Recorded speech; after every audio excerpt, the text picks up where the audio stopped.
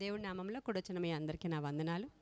ఈరోజు మన ధ్యాన అంశము మత్తయి సువార్త 15వ అధ్యాయము 21వ వచనము నుంచి. యేసు అక్కడ నుండి బయలుదేరి తూరు సీదోనుల ప్రాంతమునకు వెళ్ళగా, ఇదిగో ఆ ప్రాంతముల నుండి కనాను స్త్రీ ఒకటి వచ్చి, ప్రభువా, దావీదు కుమారుడా, నన్ను కరుణింపుము, నా కుమార్తె దయ్యము పట్టి బహుబాధపడుచున్నదని కేకలు వేసెను. అందుకు ఆయన ఆమెతో ఒక్క మాట అయినను చెప్పలేదు. అప్పుడు ఆయన శిష్యులు వచ్చి, ఈమె మన వెంబడి వచ్చి కేకలు వేయుచున్నది గనుక ఈమెను పంపివేయుమని ఆయనను వేడుకొనగా, ఆయన, ఇశ్రాయేలు ఇంటివారై నశించిన గొర్రెల యొద్దకే గాని మరి ఎవని యొద్దకు నేను పంపబడలేదనెను. అయినను ఆమె వచ్చి ఆయనకి మ్రొక్కి, ప్రభువా, నాకు సహాయము చేయుమని అడిగెను. అందుకు ఆయన, పిల్లల రొట్టె తీసుకుని కుక్క పిల్లలకు వేయుట యుక్తము కాదని చెప్పగా, ఆమె, నిజమే ప్రభువా, కుక్క పిల్లలు కూడా తమ యజమానుల బల్ల మీద నుండి పడు ముక్కలు తినును గదా అని చెప్పాను. అందుకు యేసు, అమ్మా, నీ విశ్వాసము గొప్పది, నీవు కోరినట్టే నీకు అవునుగాక అని ఆమెతో చెప్పెను. ఆ గడియలోనే ఆమె కుమార్తె స్వస్థత నొందెను. హల్లెలూయా. ఈ యొక్క దృష్టాంతం మనందరికీ తెలిసిందే.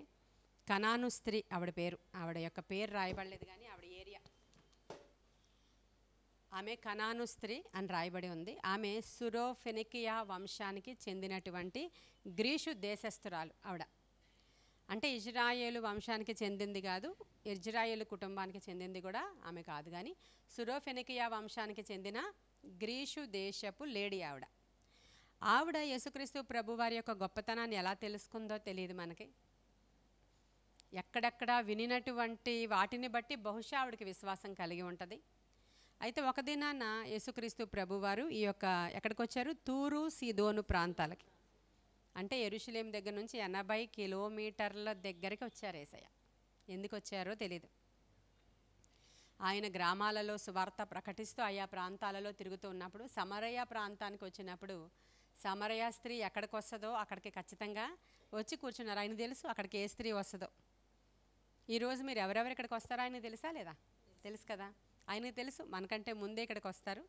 ఆయన ఈరోజు ఎవరు వస్తామో తెలుసు, ఎవరితో ఏం మాట్లాడాలో ఆయనకి తెలుసు.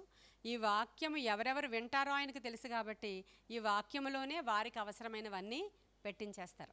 అది మన సబ్జెక్ట్ కాదు, నేను సిద్ధపరుచుకున్న మాటలు కాదు, కానీ అవన్నీ నేను మాట్లాడేస్తున్నాను అంటే ఎవరు వింటారో ఆయనకి భూత భవిష్యత్ వర్తమాన కాలాలు తెలుసు గనుక వాళ్ళ కొరకు సిద్ధపరచినవి ఇక్కడ మాట్లాడేస్తుంటారు ఆయన. కాబట్టి 80 కిలోమీటర్ల దూరం ఉన్నటువంటి ఆ యొక్క తూరు సీదోను ప్రాంతానికి ప్రభు వచ్చి తన శిష్యులతో నడిచి వెళుతున్నారు. వెళుతున్నప్పుడు ఒక స్త్రీ సడన్గా అక్కడికి వచ్చి ఏమని ఆయన్ని సంబోధిస్తుందంటే, దావీదు కుమారుడా అని పిలుస్తుంది. హల్లెలూయా. అంటే ఆవిడికి దేవుని ఎడల, లేదంటే ఇజ్రాయేలీల దేవుని ఎడల, ఇప్పుడు యేసుక్రీస్తు ప్రభు వారి ఎడల కంప్లీట్ ఇన్ఫర్మేషన్ ఉంది ఆవిడికి. అంత మాత్రమే కాదు, ఆత్మ జ్ఞానం కూడా ఉన్నట్లు మనకు కనిపిస్తుంది. ఈయన ఎవరు? వడ్లవాని కుమారుడు కాడా, ఇతను కాడా, అతను కాడా అని అందరూ మాట్లాడుతూ ఉంటే ఇద్దరే మాత్రమే దావీదు కుమారుడా అనేటువంటి కేకలు వేయడం మనం చూస్తాం బైబిల్లో. ఒక ఆవిడ, ఈవిడ, ఇంకొకరు ఎవరు? ఎస్, హల్లెలూయా. గుడ్డి భర్తిమయి కూడా ఇలాగే కేకలు వేస్తాడు. ఆయన యూదుడే ఆ భర్తిమయి, కానీ ఇక్కడ ఈవిడ యూదేతరురాలు, అసలు ఇజ్రాయేలీయురాలు కాదు. అదే సురోఫెనికియా వంశానికి చెందిన గ్రీసు దేశపు స్త్రీ. ఆవిడ కేకలు వేసి, ప్రభువా, నన్ను కనికరించు, కనికరించు, కనికరించు, దావీదు కుమారుడా, నన్ను కనికరించు, కనికరించు అని మాట్లాడుతుంటే అసలు ఆయన ఒక్క మాట అయినను పలుకలేదు అని రాయబడి ఉంది. ఈరోజు ఈ సబ్జెక్ట్ ఇక్కడ కూర్చున్నటువంటి మన అందరితో చాలా తేటగా మాట్లాడుతుంది. ఎందుకంటే దినాలు ఎలా ఉన్నాయంటే, ఈ రోజుల్లో అసలు ప్రార్థన చేస్తున్నప్పుడు దేవుడు మనతో మాట్లాడుతున్నాడా లేదా, అసలు ప్రార్థనకి జవాబు రాలేని కారణంగా అనేక మంది అవిశ్వాసులు అయిపోతూ ఉన్న దినాలివి. అసలు ప్రార్థనకి త్వరగా ఇలా అంటే ఇప్పుడు ఈ రోజుల్లో ఇన్స్టెంట్ అలవాటు అయిపోయి ఇలా ప్రార్థన చేయగానే అలా జవాబు వచ్చేయాలి. రాకపోతే దేవుని మీద కోపగించుకుంటున్నటువంటి దినాలివి, దేవుని మీద తిరగబడుతున్నటువంటి దినాలివి, దేవునిని సణుగుతున్నటువంటి దినాలు. ఆది నుంచి సణుగుడు ఉన్నది. ఇజ్రాయేలీల్ని ఎంత నేను మీ పితరులను నేను ఎంత మంచిగా నడిపించినా వాళ్ళు నా మీద తిరగబడిరి అని దేవుడే చెప్పారు. తిరగబడ్డారు వాళ్ళు నా మీద అని చెప్పారు ఆయన. 10 మార్లు సణుక్కున్నారని చెప్పాడు ఆయన. 10 మార్లు నా మీద వాళ్ళు తిరగబడ్డారు అని చెప్తున్నాడు ఆయన. అంటే ఆ రోజు నుంచి ఈ రోజు వరకు ఇటువంటి జనాంగం ఉన్నారు అని అర్థం. ఉన్నారు కదా. వాళ్ళందరూ ఎవరు? ప్రభువు యొక్క స్వంత జనాంగం. వాళ్ళందరూ ప్రభువు యొక్క సొంత జనాంగం. వారి కోసమే దేవుడు వచ్చారు. ఇప్పుడు ఈ స్త్రీ ఎంత కేకలు వేస్తున్నా ఒక్క మాట అయినను దేవుడు ఆమెతో ఒక మాట మాట్లాడితే బాగుండు. ఎలా అని? ఆగమ్మా అంటే వెయిట్ చేస్తుంది, వెళ్ళిపో అంటే వెళ్ళిపోతుంది, కొంతసేపు ఉండమను అంటే అక్కడ ఉంటుంది. లేకపోతే ఏదో ఒకటి మాట్లాడాలి మనకి. ప్రార్థన చేసిన తర్వాత ఏదో ఒకటి జవాబు రావాలి మనకి. రాకపోతే ఎలా? అస్సలు మాట్లాడకపోతే ఎలా? ఒకసారి ఆలోచించండి. అవుననియు కాదనియు ఏమీ చెప్పకపోతే ఎలా? ప్రభు పోనీ ఏదో ఒకటి చెప్పు, ఇది అవుతుందో లేదో చెప్పు, పోనీ మాకు అప్పు తీరుతుందో లేదో పోనీ ఒక మాట చెప్పే నువ్వు. అవునా కదా? ఈ ప్రశ్నలన్నీ మనకున్నట్లే ఆవిడకి ఉంటాయి. కానీ ఆయన ఒక్క మాట అయినను పలకలేదంట. అసలు ఆ కేకలు వినబడుతున్నాయా? ఆయనకి వినబడుతున్నాయా? మీ మొర వినబడకుండానట్లుగా నా చెవులేమి మందంగా లేవని చెప్పిన ప్రభువుకి మొర వినబడుతుంది కదా. మరి ఎందుకు ఒక్క మాట అయినను పలకకుండా అలా మౌనంగా ఉన్నారంట? అప్పుడు ప్రక్కనున్న వారికి చిరాకు వస్తుంది అంత కేకలు, కానీ ఆయన మాత్రం మాట్లాడట్లేదు. ప్రక్కనున్నవారు అన్నారు, బాబోయ్ ప్రభువా వినబడట్లేదా, ఏదన్నా చెప్పి పంపించే అమ్మాయికి అని వాళ్ళు చెప్పాల్సి వచ్చిందా? చూసారా మీరు? నేను చదివినప్పుడు విన్నారా?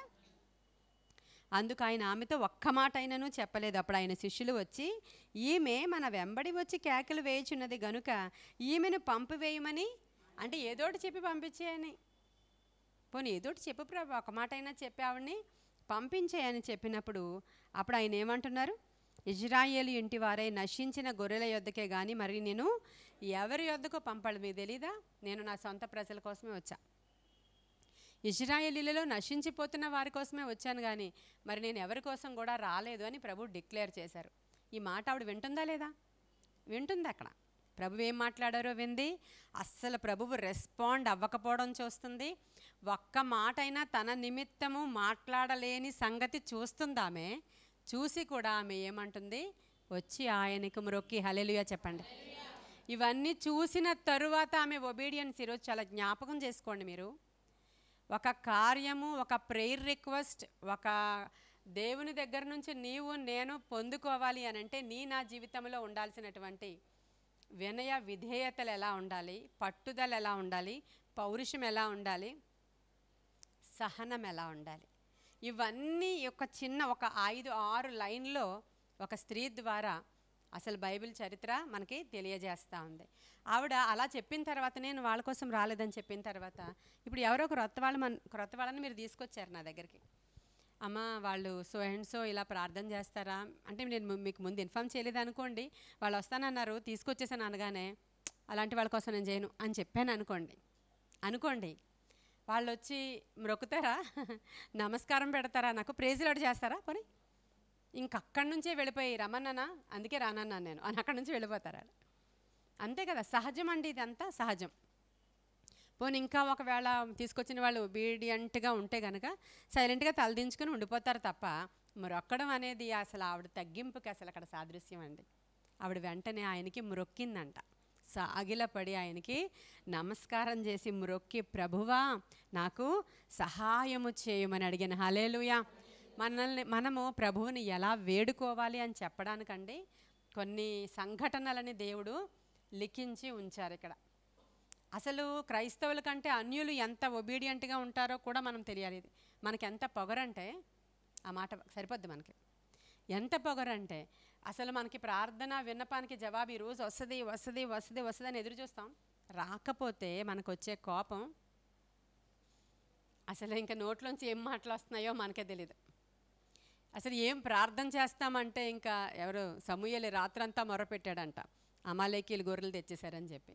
అంటే ఆవేశంతో మొర్రపెట్టాడంట. మనము పౌరుషంతో రకరకాల మాటలు వచ్చేస్తాయండి నోట్లోంచి. నాకు తెలిసిలే నువ్వు ఎప్పుడు ఇంతే చేస్తావులే, ఇంకా అయినా నేను ఎందుకయ్యా, నేను చూడండి రేపటి నుంచి నేను అసలు రాను, నువ్వేం చేస్తావు చంపేసుకోపోను, ఇంకా అదే కదా నీకు లాస్ట్ది. ఇలాంటి మాటల చేత ప్రభువుని సతాయించిన వాళ్ళు 90%. వారిలో మనం కూడా ఉన్నాం, నో డౌట్. ఎందుకంటే వచ్చేస్తాయి మనకు ఆ మాటలు, ఆటోమేటిక్గా వచ్చేస్తాయి. ఎందుకంటే ఆ తగ్గింపు మనలో లేదు కాబట్టి. అసలు ఇది ఈవిడ ఎంత నేర్పిస్తుంది అంటే, ఈరోజు చెప్పలేనంత నేర్పిస్తుంది ఈమె. మనం అసలు ఊహించలేనంత నేర్పిస్తుంది అన్యురాలు. అన్యులను చూడండి మీరు, వాళ్ళు చాలా ఒబీడియంట్గా, అమ్మ కొంచెం నా గురించి ప్రార్థన చేయమని చెప్తారా అని అడుగుతారు వాళ్ళు. ఇంకా జరగలేదు అనుకోండి, అమ్మ నేను ఏదో కానుక ఇచ్చుకోవడం అలవాటు నాకు, కొంచెం ఇది మీ పాస్టమ్ గారి చేతిలో పెట్టరా అంటే అప్పుడు మీరు చెప్తారు, మా పాస్టమ్ గారు తీసుకోరు ఇలాగా. పోనీ కానుక పెట్టెలో వేసేరా, మళ్ళీ వచ్చి వారం వస్తుంది, అమ్మ కొంచెం నా గురించి చేస్తున్నారా. అప్పుడు మనం అంటాము, నువ్వు రక్షించబడ్డావా, అసలు చర్చికి వస్తున్నావా, నువ్వు రావాలి కదా ముందు, ఇవన్నీ చెప్తూ ఉంటావు నువ్వు అంటే, అమ్మ నాకు లోపల ఉందమ్మా, మీరు చెప్పండి వెళ్ళి, మీరు ఇది వేసేయండి. అవునా, విన్నారా లేదా ఇలాంటివి. వారు చాలా నిజంగా మన దేవుణ్ణి అంత ప్రేమిస్తారండి. దేవుని మీద వాళ్ళు కోపగించుకోరు, కానీ వాళ్ళు ప్రేమించే విధానం వేరేగా ఉంటుందండి. అది తెలుసు మన దేవుడు ఎంత గొప్పవాడో, తెలుసు ఆయనే నిజంగా ఇవన్నీ చేయగలడు, రాళ్ళు రప్పలు ఏమి చేయలేవని వారికి తెలుసు. జీవము గల దేవుడు యేసుక్రీస్తు ప్రభువారే అని వారికి తెలుసు. మరి నీకు తెలుసా ఈరోజు? కాబట్టి మనకి ఈరోజు తెలియాలి ఇక్కడ, ఈ అన్యురాలు నిజంగానే ఈ అన్యురాలు ఎలా తన యొక్క భక్తిని అసలు ప్రదర్శిస్తుందో, విశ్వాసాన్ని ప్రదర్శిస్తుందో, అసలు వినయాన్ని ప్రదర్శిస్తుందో. తనకి అవసరత తీర్చబడాలి, చాలా అత్యవసరత ఆవిడికి. ఏంటి అత్యవసరత అంటే, తన కుమార్తెకి దయ్యం పట్టి చాలా బాధపడుతుందంటండి పాపం. దయ్యం పట్టుట చేత చాలా బాధ అనుభవిస్తున్న కుమార్తె ఇంటి దగ్గర ఉంది. ఈ సమయంలో పౌరుషానికి పోవడానికి అవ్వదు, ఈ సమయంలో ప్రభువు దాటిపోతే అవ్వదు. ఆయన తూరు సిదోనియా ప్రాంతాలను దాటిపోతే ఇక మళ్ళీ అవ్వదు, ఆవిడకి దొరకడు ఆయన. కాబట్టి ఎలాగైనా సరే ఆయన కాళ్ళకి బంధం వేసేస్తుంది ఆవిడ. మ్రొక్కి ఆవిడ ఏమని చెప్తుంది, ప్రభువా నాకు సహాయము చేయమని అడిగిన. అందుకు ఆయన మళ్ళీ ఇంకొంచెం కఠినంగా మాట్లాడుతున్నారు. ఫస్ట్ అసలు చెప్పలేదేమి, అసలు ఏం మాట్లాడలేదు. మన ప్రార్థనకి చాలా కాలం ఎదురు చూస్తూ ఉంటారు నా నుంచి ఏమైనా ఒక ప్రొఫెసీ వస్తుందేమో అని. ఆవిడకొచ్చింది, ఈవిడకొచ్చింది, వాళ్ళ గురించి చెప్పారు పాస్టర్ అమ్మగారు. ఒక్కసారి కూడా నా గురించి ప్రొఫెసీ రావట్లేదేంటి, ఎదురు చూస్తుంటారు కొంతమంది. ఒక్కసారి కూడా చెప్పట్లేదు ఇంకా పాస్టర్ అమ్మగారు, అవునని కానీ కాదని కానీ ఏ మాట రావట్లేదు నా నుంచి రాపోయినా దేవుని మీదే కోపము విసుగొస్తుంటుంది. దేవుడు చెప్తేనే కదా నేను చెప్పేది, ఫస్ట్ థింగ్ అది. తరువాత ఏమో అసలు పట్టించుకోవట్లేదు, రికమెండేషన్ చేసినా సరే పట్టించుకోవట్లేదు. తరువాత ఏమో నీ గురించి నేను ఇప్పుడు రాలేదని డిక్లేర్ చేస్తున్నారు, మీ గురించి కాదు. అమ్మ నేను నా సొంత జనాంగం గురించి వచ్చాను కానీ నీ గురించి కాదని చెప్పినప్పుడు ఆ స్త్రీ ఇంకా మాట్లాడుతున్న మూడవ మాట అల్టిమేట్ ఇంకేది. ఆయన ఏమన్నాడంటే, ఆయన అమ్మ పిల్లల రొట్టె తీసుకొని కుక్క పిల్లలకు వేయుట యుక్తము కాదు. ప్రభు మాట్లాడని కఠినమైన మాట. ఆయన డైరెక్ట్గా అన్యుల్ని ఏమంటున్నారు మనకు అర్థమైపోయింది, యూదేతరులను ఏమంటున్నారో మనకు అర్థమైపోయింది. అంతటి మాటను కూడా ప్రభు ఎందుకు ఉపయోగించారు అక్కడ అనేది కూడా ఆ రోజుల్లో కొంచెం ఎక్కువగా ఆ యొక్క ఏమంటారు యానిమల్స్ పేర్లు పెట్టి తిట్టుకునేటువంటి వాడుక భాష అక్కడ ఉంది. చూడ ఆ నక్కతో చెప్పి వెళ్ళి అంటారు ఒకసారి యేసయ్య, ఆ తోడేళ్లతో మాట్లాడండి మీరు అంటారు ఒకసారి వేసి. అంటే వాడుకగా మనము సామెతల్లో మాట్లాడుకున్నట్లు సహజంగా మనం మాట్లాడేసేటువంటి మాటల్లో ఒక మాటే అయినప్పటికీ ఇది చాలా కఠినమైన మాట. నేను పిల్లలకి వేయడానికే వచ్చాను, నేను నా సొంత పిల్లల కోసం వచ్చాను, సొంత పిల్లలకి వేయాల్సిన రొట్టెని నేను కుక్కకి వేయను అన్నాడు ఆయన. వెంటనే ఆవిడ జ్ఞానం, అసలు ఆవిడ వెంటనే ఏమంటుందంట, అయ్యా బల్ల మీద నుంచి పడేటువంటి రొట్టె మొక్క కుక్కలు తింటాయి కదా, హల్లెలూయా, అలా అనుకో, హల్లెలూయా. ఇప్పుడు ఇది మన ప్రార్థనా విధానం అండి. అలా అని అంత బ్రతిమలాడుకొని అంత తగ్గించుకొని అంత దిగజారిపోతేనే కానీ ఈ దేవుడు చేయడా?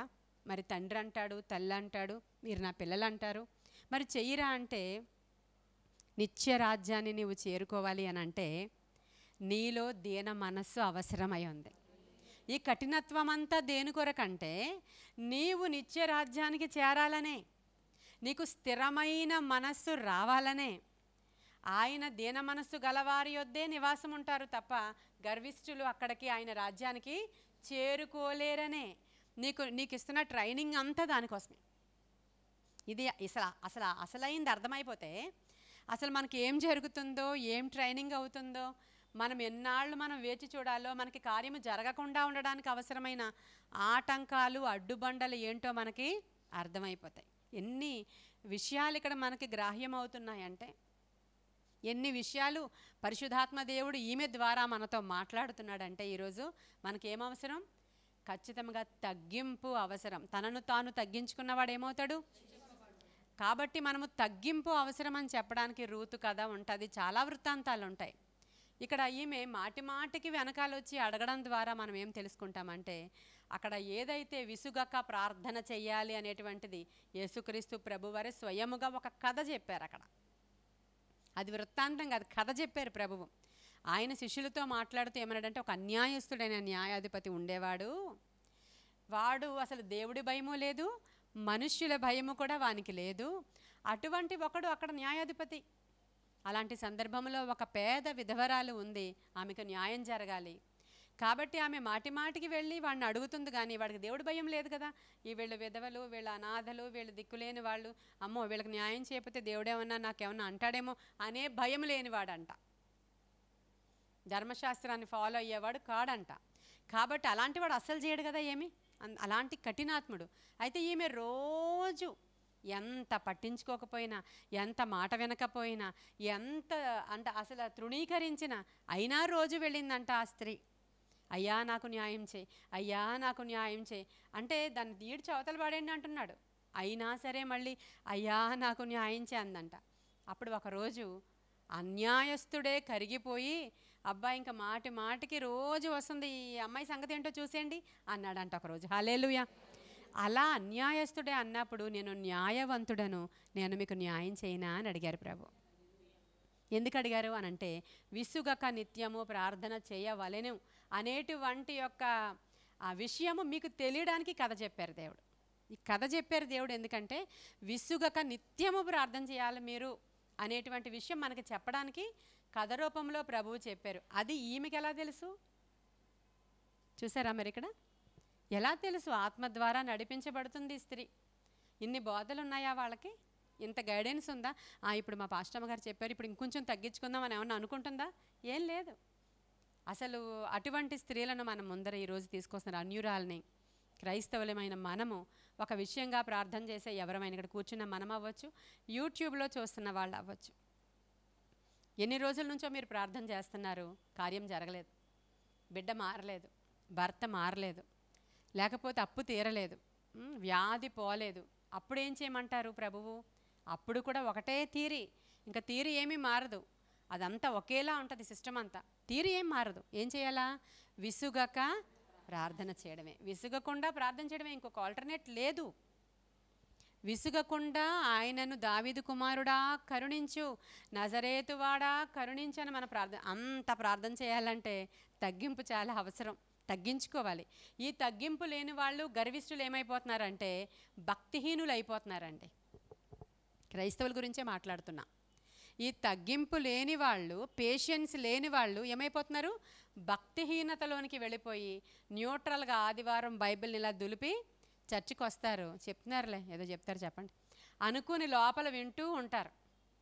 అంతకీ లేదనుకో, అక్కడ ఉన్నంతసేపు ఏదో వింటున్నాంలే ప్రభా, ఏముంది 20 సంవత్సరాల నుంచి 15 సంవత్సరాల నుంచి అని వింటారు. ఈ గర్విష్ఠులు వీళ్ళందరూ కూడా.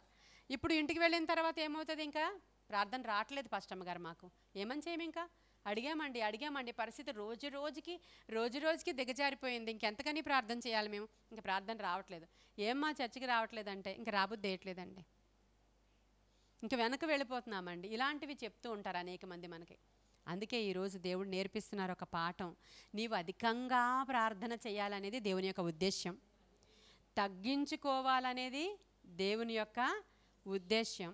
మీరు అంటే గర్విష్ఠులు కాకుండా మీరు నమ్మకస్తులుగా దేవునికి హంబల్గా ఉండాలనేది దేవునికి ఇష్టం. అంతే. విరిగి నలిగిన హృదయం దేవునికి ఇష్టమైన బలియాగం. ఎప్పుడు విరిగి నలిగిన మనసు నీకు వస్తుందంటే, నీవు ఆత్మలో బాగా ముందుకు నడిపించబడుతూ దేవునితో సహవాసం చేస్తూ ఉన్న పరిస్థితులను బట్టి నీ హృదయం ఎలా అయిపోవాలి? దీనస్థితిలో విరిగి నలగాలే తప్ప గర్విష్ఠులుగా మాత్రం మనం మారొద్దు అనడానికి ఈవిడ చాలా చక్కని ఉదాహరణ చెప్తుంది. మార్కు సువార్తలో ఈవిడ గురించి ఇంకొంచెం డీటెయిల్డ్గా ఉంటుంది.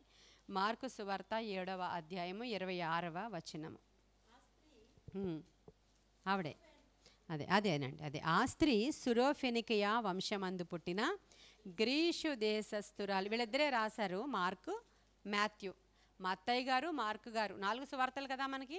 4 సువార్తల్లో 2 సువార్తల్లోనే ఈవిడ యొక్క వృత్తాంతం ఉంది. దాంట్లో ఆ ఏ ప్రాంతానికి చెందిన స్త్రీయో మత్తయి మెన్షన్ చేయలేదు. ఈ మార్కు గారు కొంచెం డీటెయిల్డ్గా చెప్తున్నారు. సురోఫెనికియా వంశమందు పుట్టిన గ్రీషు దేశస్థురాలు. ఆమె తన కుమార్తెలో నుండి ఆ దయ్యమును వెళ్ళగొట్టుమని ఆయనను వేడుకొనెను. ఆయన ఆమెను చూచి అది ఇంకా మిగతాదంతా కూడా ఇక్కడ రాసిందే. మొదట పిల్లలు తృప్తి పొందాలని ఇవన్నీ చెప్పారు. తరువాత అందుకు ఆయన ఈ మాట చెప్పినందున ఇంక 29వ వచనంలో ఒక గ్రేట్ మిరాకిల్ జరిగింది అక్కడ. వెంటనే ఈ యొక్క రొట్టె ముక్క కుక్కలు తింటాయి కదా అని చెప్పగానే ఇంకా ప్రభు ఆ విశ్వాసానికి తట్టుకోలేపారు. ఆయన పొగిడినటువంటి స్త్రీలలో ఈవిడ ఒకరితి. హల్లెలూయా. యేసయ్య ద్వారా పొగడబడాలి అని మనం కోరుకున్నాము అని అనుకుంటే ఖచ్చితంగా ఈ సహనం మనకి ఉండాలి. ఈ సహనము, ఈ విశ్వాసము, ఈ తగ్గింపు, ఈ నెమ్మది, ఈ దీనత్వము మనలోనికి వచ్చే వరకు కూడా లోబడితే విరగ్గొట్టి ఆయన సరిచేస్తాడు. లోబడకపోతే విడిచిపెట్టబడతామంతే. ఇంకేం లేదు. రెండే జరుగుతాయి. లోబడ్డాం అనుకోండి, తగ్గించుకున్నాం అనుకోండి, ఆయన సహవాసంలో జరిగినా జరగకపోయినా, వారు చంపినా వారు కాల్చినా మేము ఇంతే ఇలాగే ఉంటాం అని మనం చెప్పేంత స్థితిలో మన భక్తి ఎదిగితే గనుక ఆయన మిరకల్ చేసి బళ నమ్మకమైన దాసురాలా అంటాడు. హల్లెలూయా. బళ నమ్మకమైన నా మంచి దాసుడా అంటాడు ఆయన. లేదు అసలు ఇంకా ఆయన ఎంత చెప్పినా మనం వినిపించుకోవట్లేదు, విడిచిపెట్టబడతాం అంతే. రెండే, ఇంకేముండదు అంతకంటే. అలా విడిచిపెట్టబడకూడదనే ప్రభువు ఇన్ని ఉపమానాలు మన కొరకు చెప్పించి ఇలాంటి ఇన్సిడెంట్స్ని ఇక్కడ ఇప్పుడు ఇంతకీ 80 కిలోమీటర్ల దూరం ఎందుకు వెళ్ళారంటే ఈవిడ కోసమే. ఆవిడకి తెలియదు ఫస్ట్ అది. హల్లెలూయా. ఎందుకు వెళ్ళారంటే ఈవిడ కోసమే వెళ్ళారు ఆయన. అక్కడేం పని లేదు ఆయనకి. మీరు చదవండి, అక్కడ అంతా చదువుతుంటే ఆ ప్రాంతం దగ్గర నుంచి ఇంకా ఆ ప్రాంతంలో ఏమన్నా చేశారంటే ఏమీ లేదు. అక్కడ నుంచి దెక్కపోలికి వెళ్ళిపోతాడు ఆయన. అక్కడ నుంచి దెక్కపోలికి వెళ్ళిపోతాడు ఆయన. అసలు అక్కడ నుంచి ఆ ప్రాంతంలో ఇంకా ఏమైనా చేశారా అంటే ఏం లేదు. అదే సమరయ స్త్రీ ప్రాంతంలో అయితే ఆవిడతో పాటు ఊరందరినీ కూడా మెసేజ్ చెప్పారు. 3 రోజులు ఉండమని వాళ్ళు వేడుకున్నారు. ఆయన ఉన్నారు, వాళ్ళకి సువార్త చెప్పారు. ఆ ప్రాంతం అంతా సువార్తతో తడపబడింది. ఇక్కడ మాత్రం ఈవిడ కోసమే వచ్చాడు ఆయన. తర్వాత వచనంలో మీకు దొరకవచ్చు చూడండి, 31వ వచనం చూడండి. ఆయన మరలా తూరు ప్రాంతము విడిచి, మరి ఆయనకి ఏం పని అక్కడ? హల్లెలూయా. స్త్రీ కోసమే వచ్చారు, నీ కోసమే వచ్చారు ఆయన ఈరోజు ఇక్కడికి. కానీ లొంగాలి కదా. ఎంత పొగరు, ఎంత గర్వం, ఒక మాట పడలేని తనం. మన మాట అనక్కర్లేదు, కొంచెం పట్టించుకోవట్లేదు, అసలు కొంచెం ప్రైజ్ లార్డ్ చెప్పట్లేదు. లేకపోతే నేను కూడా కాదు, సంఘంలో వేరే ఎవరో నీకు ఇది వరకు చెప్పినట్లు ప్రైజ్ లార్డ్ చెప్పకపోతే కూడా మానేసేవాళ్ళు ఉన్నారు. ఇదంతా దారుణమైనటువంటి విషయాలు కదా. సంఘంలో ఎవరో నిన్ను ఏదో అంటే నీవు మాట్లాడుకుని మానేసేవాళ్ళు ఉన్నారండి. పాట ఇవ్వకపోతే మానేసే వాళ్ళు ఉన్నారండి. అధికారం ఇవ్వకపోతే మానేసే వాళ్ళు ఉన్నారండి. మొదటి లైన్లో కూర్చోబెట్టకపోతే మా పిల్లల్ని కూర్చోబెట్టలేదని మానేసే వాళ్ళు ఉన్నారండి. ఎంత దారుణం. వీటన్నిటికీ కారణం హృదయ గర్వం కాదా? మరి నీ కార్యాలు ఎలా జరుగుతాయని ఎక్స్పెక్ట్ చేస్తున్నావు. నువ్వు ఎన్ని సంవత్సరాల నుంచి ఉంటే ఏముంది, మన ఇంట్లో ఉన్న ఫర్నిచర్ కూడా ఉంది 20 సంవత్సరాల నుంచి. ఎందుకు? అంతే కదండి. మన ఇంట్లో ఉన్నటువంటి వస్తువులు కూడా ఉన్నాయి 20 సంవత్సరాల నుంచి. ఎందుకు? దానికి నీకు ఏమైనా అంటే వేరియేషన్ ఉంటే వెళ్ళండి గుడ్, లేకపోతే నువ్వు కూడా ఒక వస్తువు లాంటి దానివే. సంఘంలో వచ్చి ఏమాత్రము మారలేని వాళ్ళు, ఉపయోగం లేని వాళ్ళు, మార్పు రాలేని వాళ్ళు ఎటువంటి వాళ్ళు అంటే అలాంటి వస్తువులు లాంటి వాళ్ళే. ఒక అలంకరణ వస్తువులు అంటారు వాటిని. అలంకరణ వస్తువులు అంతే వాళ్ళు కూర్చున్న వాళ్ళు. కాబట్టి మనలో మార్పు రావాలి. ఎందుకు మనకి సమస్యలు అంటే, ఎందుకు మనకి యొక్క విశ్వాస పరీక్షలు అంటే, ఎందుకు దీర్ఘకాలంగా మనకి సమస్య కొనసాగుతూ ఉంది అంటే, ఇంకా నిన్ను ఆయన ప్రేమిస్తూ నీ మీద కనికరము చూపవలెననే. హల్లెలూయా. ఈ మాట రాయబడి ఉంది యాకోబు పత్రికలో. ఒక మంచి మాట నాకు ఇష్టమైంది, ఆ మాట చూపిస్తాను. యాకోబు పత్రిక న్యూ టెస్టిమెంట్లో 496 చూడండి, 5వ అధ్యాయము 7వ వచనం నేనే చదువుతున్నాను చూడండి. యాకోబు పత్రిక 5వ అధ్యాయం 7వ వచనం. సహోదరులారా, ప్రభువు రాకడ వరకు ఓపిక కలిగి ఉండుడి. చూడుడి, వ్యవసాయకుడు తొలకరి వర్షమును కడవరి వర్షమును సమకూడు వరకు విలువైన భూఫలము నిమిత్తము ఓపికతో కాచుకొనును, దాని కొరకు కనిపెట్టును గదా. ప్రభువు రాక సమీపించుచున్నది గనుక మీరును ఓపిక కలిగి ఉండుడి, మీ హృదయములను స్థిరపరచుకునుడి. హల్లెలూయా. మన హృదయాలు ఇప్పుడు ఎలా ఉండాలండి? స్థిరపరచబడాలి. ఒక వ్యవసాయదారుడు ఒక విత్తనాన్ని నాటాడు అని అంటే, నాటిన తరువాత తొలకరి వర్షం కొరకు ఆయన ఎదురు చూస్తాడు కదా. తొలకరి వర్షం తర్వాత ఆయన ఏం చేస్తాడు? విలువైన భూఫలము కొరకు ఎదురు చూడడం మొదలు పెడతాడంట, ఓపికతో కాచుకుంటాడంట. తరువాత కడవరి వర్షం కూడా వచ్చే వరకు కూడా ఆయన తన హృదయాన్ని చాలా జాగ్రత్తగా ఉంచుకుంటాడు, ఓపికతో కాచుకుంటాడు. విలువైన భూఫలము వచ్చే వరకు, విలువైన ఒక వ్యవసాయదారుడు ఎలా అయితే తన ఫలము కొరకు విత్తనము నాటిన తరువాత తొలకరి వర్షం కడవరి వర్షం కోసం ఎదురు చూస్తాడో, మీరు కూడా అలాగే సహనము కలిగి ఓపిక కలిగి ఒక అంశానికి మనం సాధించేసామనుకోండి జవాబు, తర్వాత వేరే అంశం తీసుకోవడానికి ఛాలెంజింగ్గా ఉంటుంది మనకి. హల్లెలూయా. ఒకరు స్వస్థపరచబడ్డారనుకోండి, మనం ప్రార్థన చేయగా చాలా బాగుంటుంది అది. మరలే వెంటనే పెద్ద ఛాలెంజ్లు తీసుకుంటూ ఉంటాం మనం. ఒక కేసు మనం ప్రార్థన చేస్తున్నాం, మన శైలజ గారి కేసే అనుకుందాం, పోనీ ఆవిడ నాకు ఎదురుగా కనబడ్డారు కాబట్టి 3 కేసులు ఆవిడ షాపు నిమిత్తం 3 రకరకాల డేట్స్లో కోర్టులో వేసినటువంటి, అంతేనండి, రకరకాల 3 డేట్లలో వేశారు ఆ కేసులు. అయితే మనం ప్రార్థన చేయడం మొదలుపెట్టాం. లాస్ట్ ఇయర్ 40 రోజులు అండి మనం చేసాం. లాస్ట్ ఇయర్ 40 డేస్లో, ఇది ఇంకా 50 డేస్లో మొదలుపెట్టాం. ప్రతిరోజు పట్టు విడవక ఏం ఉపయోగం లేదు. ఈ నెల ఇంకా ఈ సంవత్సరం 40 రాలేదు, 3 కేసులు ఒకసారే కొట్టేశారు. ఎంత గొప్ప విషయం కదా ఇది, చెప్పండి. ఇప్పుడు ఛాలెంజ్ ఇలాంటిది. ఆవిడకి ఆ కార్యం జరిగిపోయిందంటే ఇంకా అద్భుతం, దేవుడు ఇది కూడా చేస్తాడు. అంతకంటే గొప్ప సమస్యలు గల వాళ్ళు ధైర్యం తెచ్చుకుంటున్నారండి. అది విన్నప్పుడు మాకు ధైర్యం వస్తుంది. మొదటి శ్యామల వాళ్ళ కోర్టు కేసు గురించి ప్రార్థన చేసాం, అలాగే కొట్టేశారు. తర్వాత లిల్లీ గారు వాళ్ళ కోర్టు కేసు, బ్రదర్ వాళ్ళ కోర్టు కేసు గురించి ప్రార్థన చేసాం. ఇంటి దగ్గర ప్రార్థన చేస్తున్నాం మేము, కుమారికి ఒక దర్శనం చూపిస్తున్నారు దేవుడు. ఎవరో సంఖ్యలు ఇలా త్రెంపి వేస్తున్నారు దేవుడు. మీరున్నారా ప్రేయర్లో ఆ రోజు? ఉన్నారు. డైరెక్ట్గా ప్రాఫెసీ వచ్చిన రోజు, ఆ దర్శనం వచ్చిన రోజు నా నుంచి ప్రాఫెసీ వచ్చింది, ఆమె నుంచి 2 ఒకేసారి. హల్లెలూయా. ఇది ఆత్మ గైడెన్స్ అండి. అది దర్శనం చూసేవాళ్ళు వేరే వాళ్ళు, ప్రవచించేవాళ్ళు వేరే వాళ్ళు. ఒకసారి నా ప్రవచనం, ఆమె దర్శనం 2 వచ్చినాయి. ఆమె చెప్పింది సంఖ్యలు, ఆమెకి ఆ సమస్య తెలియదు అసలు ఏంటో కూడా. ఎవరి చేతులకు ఉన్నటువంటి సంఖ్యలు ఇవాళ త్రెంపారు దేవుడు, ఇదొక మిరకల్ చేస్తున్నారండి అని చూస్తే ఆయన అక్కడ ఆ కేసును కొట్టేశారు. హల్లెలూయా. ఎలా ఇవి అద్భుతాలు, ఇవి ఇంపాసిబుల్ థింగ్స్, ఇవి గొప్ప కార్యాలు. ఇవి ఆ న్యాయాధిపతి స్థలంలో దేవుడే కూర్చుంటాడు అక్కడ. ఎందుకంటే మన దేవుడు న్యాయవంతుడు, ఆయన నమ్మదగినవాడు. ఆ న్యాయస్తుడైన న్యాయాధిపతే మీకు న్యాయం చేసినప్పుడు మాటికి నా దగ్గరికి వచ్చి అడిగితే నేను చేయనా అని అడిగారు ఆయన. చేస్తారా మన దేవుడు? కాకపోతే ఆలస్యం అవుతుంది అంటే అందులో ఏదో అద్భుతం ఉంటుందండి. అందులో చాలా పెద్ద అద్భుతం ఉంటుంది.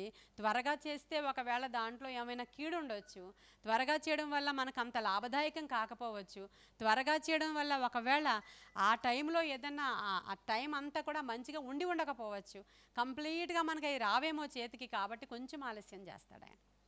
ఆ ఆలస్యంలో ఖచ్చితంగా అద్భుతం ఉంటుంది. ఇలా ఎన్ని కేసులో కదా, ఆయన ఆలస్యం చేయడం ద్వారా ఒక అద్భుతం జరిగినటువంటి సంఘటనలు చాలా ఉంటాయి మనకి. అలా ఎంతమంది జీవితాల్లో కోర్టు కేసులు కొట్టివేయడం, భర్తకి మారు మనస్సు ఇవ్వడం, త్రాగుడు నుంచి విడిపించడం, వ్యసనాల నుంచి విడిపించడం. ఇంకొక అమ్మాయి వచ్చింది అప్పుడు, సుజాత కూడా వచ్చింది. ఆ అమ్మాయి ఆటో డ్రైవర్ వాళ్ళ భార్య అమ్మాయి. అయితే ఆ అమ్మాయి వాళ్ళ తమ్ముడు యొక్క వ్యసనం కోసం, అన్నయ్యో తమ్ముడో కోసం వ్యసనం కోసం రిక్వెస్ట్ ఇచ్చింది మనకి. అసలు ఇంటి ఏమంటారు, గోడను కూడా తవ్వేస్తాడంట రాత్రులు వాళ్ళ అమ్మ డబ్బులు ఇవ్వకపోతే, ఇల్లు కూల్చేస్తానని చెప్పి. అతను ఎంత తాగుబోతాడంటే వాళ్ళ అమ్మ డబ్బులు ఇవ్వకపోతే గోడ తవ్వడం మొదలు పెడతాడంట. ఇంకేం చేస్తారండి అసలు? ఇంకా అంత త్రాగుబోతని చెప్పడానికి ఇంకా వేరే ఎగ్జాంపుల్ ఇది. ఇంకా చాలా చెప్పేది అమ్మాయి. ఇతను మారాలి, ఈ ప్రార్థన ద్వారానే మారాలంటే సుజాత తీసుకొచ్చింది ఇక్కడికి ఆ అమ్మాయిని. మనం ఇలాగే 40 రోజులు మళ్ళీ ప్రతిరోజు వచ్చేది. 2 చిన్నపిల్లలు మగపిల్లలను తీసుకుని, మీకు గుర్తుందో లేదో, 2 చిన్న మగపిల్లలను తీసుకుని వచ్చి అక్కడ కూర్చోబెట్టేది. అయితే ఆ అమ్మాయి తీసుకుని వచ్చేది. వచ్చిన తర్వాత అసలు ఏం జరిగింది, ఎన్నాళ్ళ నుంచి త్రాగుబోతూ వాళ్ళ తమ్ముడు అన్నయ్య అనుకుంటా, అన్నయ్య అయినా సరే అతడు ఎలా మారాడో మారిపోయాడండి. ఆశ్చర్యం. అప్పుడు అమ్మాయి అసలు ఏదో నిలువు దోపిడీ అంటారు కదా, దేవునికి ఇచ్చుకుంది ఆ అమ్మాయి. అక్కడికక్కడే ఆ అమ్మాయి పెట్టుకున్నటువంటి పెద్ద పెద్ద చెవులవి, 2 పిల్లల మెడల్లో చైన్లు, 2 పిల్లల మెడల్లో ఉన్నటువంటివి అన్నీ తీసేసి దేవునికి కానుకేసి వెళ్ళిపోయింది ఆ రోజు అమ్మాయి. ఇది మిరకల్ అండి, మామూలు విషయం కాదు. నా దగ్గర ప్రస్తుతం ఉన్న బంగారం అంతా ఇదే అని చెప్పి ఆఫరింగ్ బాక్స్లో వేసి వెళ్ళిపోయింది ఆ అమ్మాయి ఆ రోజు. అంటే దేవుడికి కానుకిచ్చుకోవడంలో కూడా తన హృదయం అక్కడ అసలు. అంటే ఇంక అది వండర్. అది ఇంక నేను ఎలాగా రుణం తీర్చుకోగలను? అది సొంత అన్నదమ్ముడి విషయం, తన భర్త దగ్గర ఉంది ఇప్పుడు. అదే మా అమ్మ వాళ్ళు పెట్టినవే ఇవి, నా భర్తకి సంబంధం లేదని చెప్పి ఆ పిల్లలు 2 మెడల్లో ఉన్నాయి. అంటే వాళ్ళ అమ్మ వాళ్ళు పెట్టిన చైన్స్, ఆ అమ్మాయి చెవులు అన్నీ తీసి అసలు ఆఫరింగ్ బాక్స్లో వేసి వెళ్ళిపోతే, నేను అసలు పిలిచాను ఆ అమ్మాయికి, ఇలా వేయకూడదమ్మా, తీసుకుని వెళ్ళిపో. నేను అసలు అలాంటివి ఎక్కువ యాక్సెప్ట్ చేయను కాబట్టి పిలిచాను ఆ అమ్మాయిని.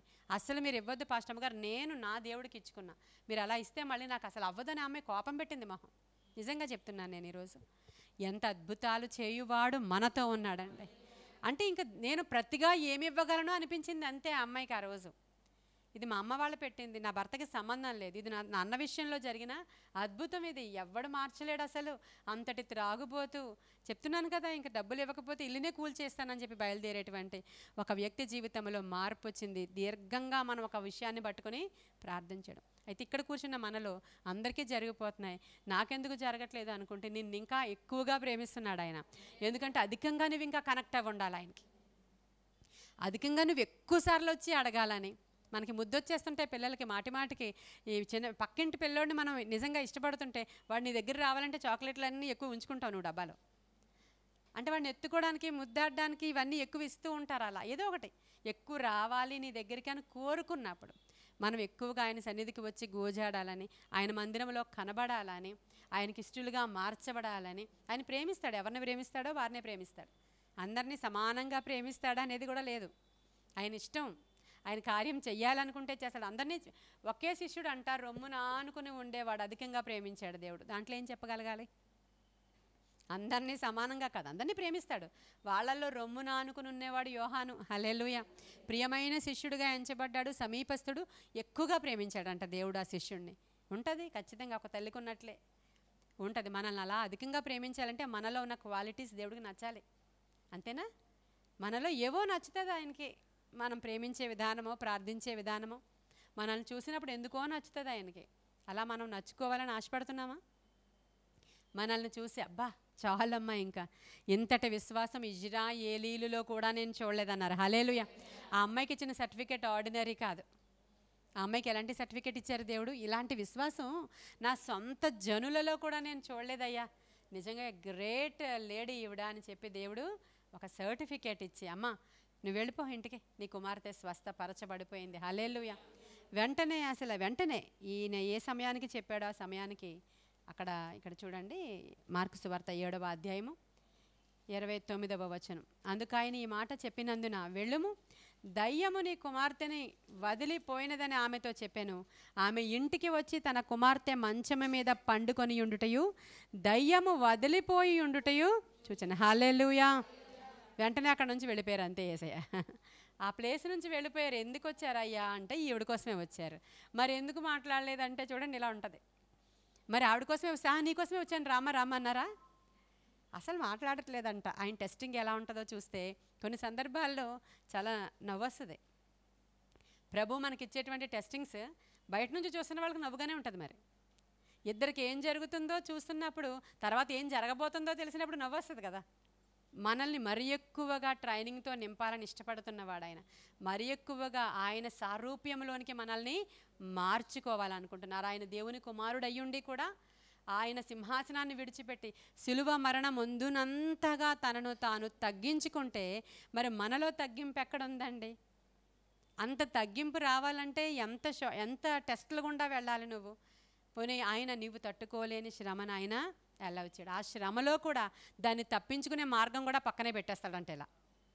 హాగర్ ఏడుస్తూ ఉంటే ఆ పక్కనే అది ఏం చేశారు, నీటి గుంట పెట్టి కొంచెం సేపు నాకు ఎదుగుతూ ఇక్కడే ఉంది, ఒకసారి కళ్ళు చూడు, అటు చూడు, ఇంకేడకు ఎదుగు అంటే ఆ నీటి గుంటను పెట్టినవాడు ఆయనే, కనులు తెరిచినవాడు కూడా ఆయన. చూడండి తర్వాత అది ఒక్కటేనా ఏడ్చింది, విడనాడబడింది, అందుకని స్త్రీకి ఏదో మేలు చేస్తానని జనరేషన్స్ వరకు బ్లెస్సింగ్ ఇచ్చేసేటువంటి అంత బ్రాడ్ మైండెడ్ దేవుడు మన దేవుడు. హల్లెలూయా. అర్థమవుతుంది బ్రాడ్ మైండ్ అంటే విశాల హృదయము. అసలు ఏడ్చే వాళ్ళకి ఒకటి కాదు 2-3 పథకాలు మనం ప్రకటించినట్లే. అంతే, దేవుడు కూడా అటువంటి వాడే. కాబట్టి ఈరోజు కనాను స్త్రీ నుంచి ఈ విషయాలు మనం నేర్చుకోవడానికి ప్రభు ఇచ్చిన కృపను బట్టి దేవునికి వందనాలు తెలియజేసుకుందాం. పట్టుదల, స్థిరత్వము, సహనము, అన్నిటికంటే తగ్గింపు, ఈ 4 నేను నేర్చుకున్నాను అనుకుంటున్నాను. మీరు కూడా పట్టుదలగా వెంబడించడం, అంతే కదా. ఎన్నిసార్లైనా ప్రార్థన, ఎన్నిసార్లైనా జరగలేదు అయినా ప్రార్థించండి, జరగలేదు అయినా ప్రార్థించండి, జరగలేదు అయినా, ఇది పట్టుదలతో కూడినటువంటి ప్రార్థన. సాతానుడు అంట ప్రార్థన ఒక అంశము గురించి ఎక్కువ సార్లు ప్రార్థించడం సాతానుడికి ఇష్టం ఉండదంట. ప్రార్థన చేయడం ఇష్టమే, చేసుకోండి అంటాడు, ఏం అండపాపమాడు. ఒక విషయము గురించి అధిక సార్లు ప్రార్థించుట వాడికి. ఎందుకని? అక్కడ మనం పాస్ అయిపోతూ ఉంటాం, మనకి మార్క్స్ పెరిగిపోతూ ఉంటాయి, మెరిట్ లిస్టులోకి వెళ్ళిపోతూ ఉంటాం. అందుకని రెండోసారి మూడోసారి దగ్గరికి వచ్చేస్తాడు, మీ దగ్గరికి వచ్చి చెవులో మెల్లగా మాట్లాడుతూ ఉంటాడు. లేదంటే నీ అత్తగారిలో నుంచి మాట్లాడుతూ ఉంటాడు, లేదంటే నీ భర్తలో నుంచే మాట్లాడుతూ ఉంటాడు, లేదంటే నీ పిల్లల్లో నుంచే మాట్లాడతాడు. ఇంకెందుకు చెప్పు, ఆయన ఏం చేయడు నీ ప్రయాస కాకపోతే. ఇంకా మానే, ఈ విషయం మానేసి ఇంకేదైనా చేసుకో, వదిలే ఇంక ఈ అంశాన్ని అంటాడు అనమాట. అందుకని మనం ఏ అంశాలు మొదలు పెట్టామో విడిచిపెట్టొద్దు. విసుగక ప్రార్థిద్దాం, మాటి మాటికి ప్రార్థిద్దాం. అసలు దేవుని సన్నిధిలోనికి వచ్చి ఎడతెగక ప్రార్థిద్దాం. ఇవే కదా ప్రభు చెప్పారు, ఎడతెగక ప్రార్థించండి, విసుగక ప్రార్థించండి, మెలకువగా ఉండి. మెలకువ అంటే రెండు అంశాలు కూడా తీసుకోవచ్చు. అంటే నిద్రపోతులాగా నిద్రపోకుండా షార్ప్గా ఉండి ప్రార్థన చేసుకోండి అనొచ్చు. నిజంగానే రాత్రి లేచినప్పుడు, పడుకున్నప్పుడు, కూర్చున్నప్పుడు, నిలవబడినప్పుడు, నీవు నిద్రపోతున్నప్పుడు కూడా అదే ధ్యాసతో, అదే ప్రార్థనతో ప్రభువుని అలా అడుగుతూనే ఉండమంటున్నాడు ఆయన. అడగమంటున్నాడు ఆయన, అడుగుడి మీకు అంతే, అడుగుడి. అడగమన్నాడు కదా. నాకు ఫోన్ చేయొద్దు మీరు ఎవరు అన్నట్లుగా నేను చెప్పినట్లు చెప్పలేదు కదా అలా. ఆయన ఏం చెప్తున్నాడు? అడగండి అడగండి అడగండి అడగండి, నేను మీకు ఇస్తాను. అంత గొప్ప దేవుని మనం కలిగి ఉన్నాం. ఈరోజు ప్రార్థన ఎవ్వరు కూడా నిర్లక్ష్యం చేయొద్దు. అడుగుతున్న అంశాన్ని ఇంకా చాలే, ఇంకా జరగదేమో అది అని విడిచిపెట్టొద్దు. మాటి మాటికి దేవుడిని అడగడం ద్వారా శక్తే రిలీజ్ అవుతుంది తప్ప నీవేమి కూడా కోల్పోవు. ఊరికినే కోపానికి వెళ్ళిపోయి, గర్వానికి వెళ్ళిపోయి ఇంకా జరగదులే అని విడిచిపెట్టదు. జరగకపోయినా చేస్తూనే ఉండండి. పేతురు చెరసాలలో ఉంచబడినప్పుడు అంతకు ముందే ఒకరిని చంపేశారు. ఫస్ట్ హతసాక్షిని చంపేశారు. యాకోబుని చంపేశారు. అంటే రాత్రి జైల్లో పెట్టారు, పొద్దున్న తల నరికి చంపేశారు. ఇప్పుడు వెరీ నెక్స్ట్ డే మన పేతురు గారిని జైల్లో పెట్టారు. రాత్రి జైల్లో ఉంచుతారు, పొద్దున్న నరికేస్తారు, అంతే. అయితే ఫస్ట్ హతసాక్షి అలా చనిపోయాడని సంఘానికి తెలిసింది. సంఘమంతా ప్రార్థన చేయకుండా ఉంటుందా? లేదు, చేసింది. అయ్యా యాకోబుని విడిచిపెట్టేట్టు చూడండి, అమ్మో మాకు భయమేస్తుంది అని సంఘమంతా ప్రార్థించారు. కానీ కార్యం జరగలేదు, చంపేశారు. నెక్స్ట్ డే మన పేతురు గారిని అరెస్ట్ చేసి తీసుకెళ్ళిపోయారు. ఇప్పుడు మళ్ళీ ప్రార్థన చేస్తున్నారు, అయ్యా ప్లీజ్ మాకు భయమేస్తుంది, మా పాస్టర్ గారికి ఏం అవ్వకూడదు అంటే. నిన్న ఆయన చంపేశారు కదా, ప్రార్థన చేస్తే మటుకు అయ్యిందా ఏంటి? రాత్రి చేసాం, పగలు చేసాం, ఏం అవ్వలేదు, కూర్చోండి, మనల్నన్నా మనం కాపాడుకుందాం అని అనుకోలేదు వాళ్ళు. మార్క్ తల్లి అయినటువంటి మరియా, అక్కడ కూడా లేడీసే, హల్లెలూయా, గొప్ప గ్యాదరింగ్ అండి వాళ్ళు, లేడీస్ గ్యాదరింగ్స్. అసలు ఆవిడ అక్కడ ధైర్యం చేసి ఎవరు చంపుతారో, ఇంకెవరు ఏమంటారో ఇంకేం పట్టించుకోలేదు. ఎవరైనా ప్రేయర్లో పార్టిసిపేట్ చేయాలనుకుంటే మా ఇంటికి రండి. అది ప్రార్థనా గృహం, హల్లెలూయా. వాళ్ళందరూ రాత్రి అందరూ చిన్నపిల్లల్ని వేసుకుని వెళ్ళిపోయారు, అవునా కదా? తల్లులందరూ చిన్నపిల్లల్ని పట్టుకుని వెళ్ళిపోయారు ప్రార్థనకి. అయ్యా మా పాస్టర్ గారిని కాపాడండి, వాళ్ళ పాస్టర్ గారిని అలాగే తీసుకెళ్ళిపోయారంట, అక్కడ చనిపోయాడైనా ఇంకెందుకు అని అనుకోలేదు వాళ్ళు. అనుకోవద్దనే చెప్తున్నా. వాళ్ళకి జరగకపోవచ్చు, వీళ్ళకి జరగకపోవచ్చు, నీకు జరుగుతుంది అంతే. జరగకపోయినా మా దేవుడు ఆయనే అనేంత విశ్వాసంలోనికి ఎదుగుదామండి. ఆయన ఖచ్చితంగా కార్యం చేసే సమర్థుడు, అన్యాయస్తుడు కాడు. ఆయన గొప్ప కార్యాలు ఖచ్చితంగా చేస్తాడు. ప్రార్థన చేశారు, ఓల్ నైట్ ప్రేయర్. మా పాస్టర్ గారిని తీసుకురా, మా పాస్టర్ గారిని విడిపించి ప్రార్థన చేస్తున్నారు. దూత వెళ్ళాడు, పాస్టర్ గారిని బయటకు తీసుకొచ్చేసాడు. పాస్టర్ గారు తిన్నగా ప్రేయర్ ఎక్కడ జరుగుతుందో తెలుసు, వచ్చేసారు. తలుపు కొడుతున్నారు. చిన్న అమ్మాయి వచ్చి మన పాస్టర్ గారు వచ్చారని చెప్తే నువ్వు పిచ్చిదాని అంటున్నారు వాళ్ళు. అంటే జరిగిన ఇన్సిడెంట్ని బట్టి, నిన్న అలా జరిగింది కదా పాపం. వీళ్ళకి విశ్వాసం లేకపోయినా వాళ్ళు ప్రార్థిస్తూ ఉన్నారు పట్టుదలగా అని అర్థం అండి. అక్కడ విశ్వాసం లేకపోయినా అని ఎందుకన్నానంటే, ఆ అమ్మాయి చెప్పినా వినలేదు కాబట్టి.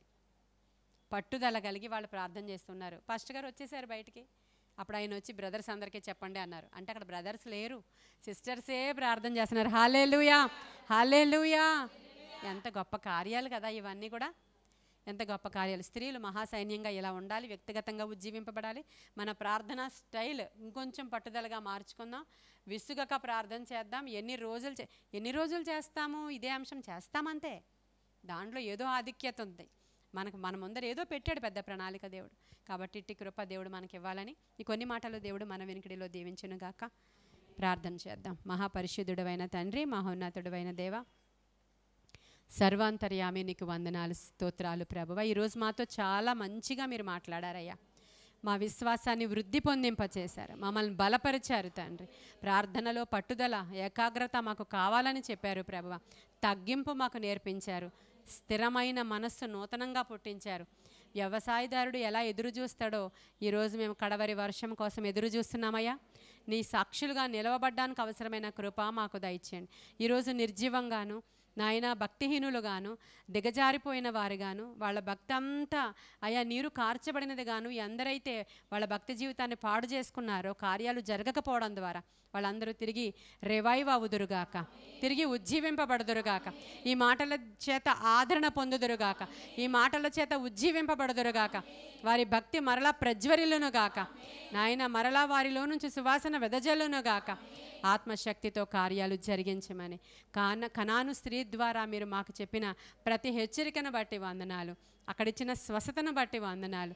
నీవు కార్యం చేస్తే అది సంపూర్ణంగా ఉంటుంది ప్రభా. అద్భుతాలు చేసే దేవుడు మాతో ఉన్నాడయ్యా. అట్టి కార్యాల కొరకు మేము కూడా ఎదురు చూస్తూ నజరేయుడైన యేసయ్య శ్రేష్ఠ నామంలో ఈ ప్రార్థన మీ సన్నిధికి సమర్పిస్తూ ఉన్నాము తండ్రి. అందరికీ వందనాలు. Praise the lord. దాటిపోవువాడు కాదు యేసు దైవము,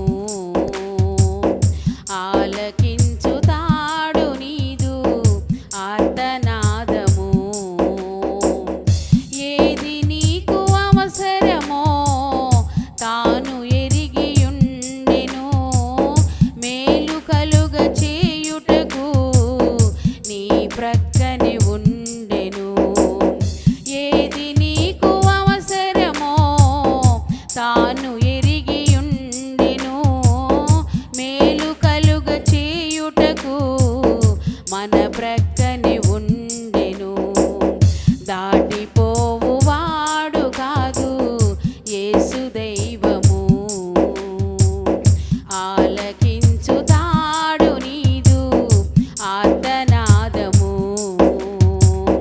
దాటిపోవువాడు కాదు యేసు దైవము, ఆలకించుతాడు నీదు ఆర్తనాదము. బాధపడే కుమార్తెను కరుణించుమని వేదనతో కనాను శ్రీ కేక వేయగా, బాధపడే కుమార్తెను కరుణించుమని వేదనతో కనాను శ్రీ కేక వేయగా, గొప్పదైన విశ్వాసం ఆమెకుందని మాటతోనే చిన్నదాన్ని స్వస్థపరచెను. గొప్పదైన విశ్వాసం ఆమెకుందని మాటతోనే చిన్నదాన్ని స్వస్థపరచెను.